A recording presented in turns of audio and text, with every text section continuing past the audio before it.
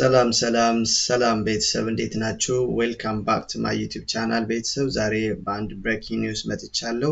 አጠር ያለ ኢንፎርሜሽን ለማጋራችሁ የትም ሳትሄዱ ሙሉውን ቪዲዮ አዳምጣችሁ ሙሉውን ኢንፎርሜሽን ይዛችሁ እንድትወጡ ቤተሰብ ኦኬ። ኦልራይት ምንም ጊዜ ሳንገድል let's get to the point.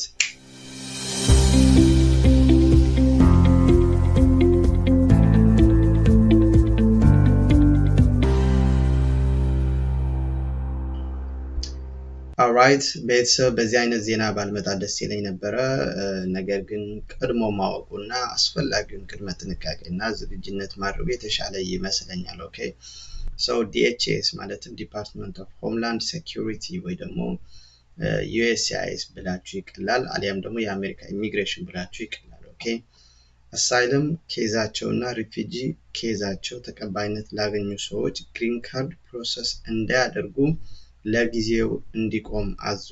ኦኬ ይህ ማለት አሜሪካን ሀገር መጣችሁ አሳይለም ጠይቃችሁ አሳይለማችሁ ተቀባይነት አግኝቶ ኮንግራ ተብላችሁ ለግሪን ካርድ ፕሮሰስ የጀመራችሁ ሰዎች ፕሮሰሳችሁ ለጊዜው እንዲቆም ይደረጋል ማለት ነው። ኦኬ በተመሳሳይ መልኩ በሪፊጂ ኬዝ ወደ አሜሪካ ለመጣችሁ ወይ ደግሞ ኦሬዲ ከአሜሪካ ውጭ ሆናችሁ አፕሩቭ ተደርጋችሁ ወደ አሜሪካን ሀገር ለመምጣት ዝግጅት ላይ ለነበራችሁ ጭምር አፌክት ያደርጋል ህጉ ማለት ነው። ኦኬ ታዲያ ይህ የተደረገበት ዋና ምክንያት ምንድነው?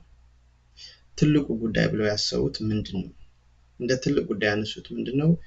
ፌክ ዶክመንትስ ማለት ማጭበርበርን፣ የህዝብ ደህንነትን ወይም የብሔራዊ ደህንነት ስጋቶች በተሻለ ሁኔታ ለመለየት USCIS በእነዚህ ሁለት ኬዞች ማለትም በአሳይለም እና በሪፊጂ ኬዝ ኮንግራ ለተባላችሁ ሰዎች ለዳግም ተጨማሪ ማጣራት ሊደረግባቸው እንደሆነ እና እስከዛው ድረስ በፕሮሰስ ላይ የነበረ ግሪን ካርድ ለጊዜው ፕሮሰሱ እንዲቆም ይደረጋል ነው ያለው DHS።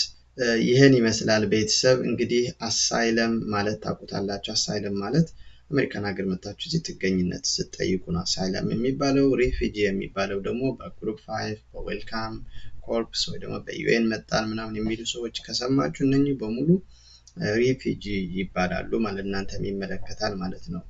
ምናልባት ቤተሰብ እስካሁን የተከታተላችሁኝ ከሆነ ቪዲዮውን ላይክ፣ ሼር፣ ሰብስክራይብ በማድረግ ኮሜንት ሴክሽን ደግሞ ብትችሉ ሰላም፣ ፍቅር፣ ይቅርታ እያላችሁ ብትጽፉልኝ ደስ ይለኛል።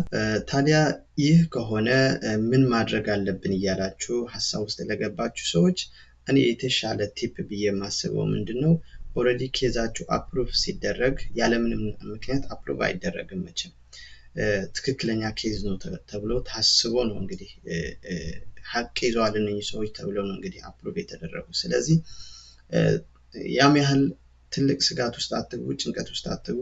ኦንሊቲን ማድረግ ያለባችሁ ጠበቃ ካላችሁ የህግ ባለሙያ ካላችሁ ስጋ ተማክራችሁ ኬዛችሁ ማጠናከር፣ በኬዛችሁ ዙሪያ ሪቫይዝ ማድረግ ማለት ላይክ ኬዛችሁን በደንብ ማንበብና ማወቅ፣ በዛ ዙሪያ የምትጠየቁትን ጥያቄ ለመመለስ መዘጋጀት። ምናልባት የህግ ባለሙያ ስታማክሩ ደግሞ የህግ ባለሙያ እንደዚህ ያድርጉ በዚህ ሲላችሁ እሱም መዘጋጀት። ከዛ በኋላ ለዳግም ማጣራት ከተጠራችሁ በኮንፊደንስ መቅረብ ነው። ኦኬ ሶ ምንም አይነት ጭንቀት ሐሳብ አይግባችሁ። በተመሳሳይ መልኩ በሪፊጂ ኬዝ ለሰጣችሁ ሰዎችም ከአሜሪካ ውጭ ያላችሁ ዩሮፕ ወይም አፍሪካ ያላችሁ ሰዎችም እንደዚሁ ኬዛችሁ ማጥናት በቃ ተመሳሳይ ነገር ማድረግ ነው። ኦኬ ሶ ያም ያህል ትልቅ ስጋት ውስጥ አትግቡ ልላችሁ እወዳለሁ።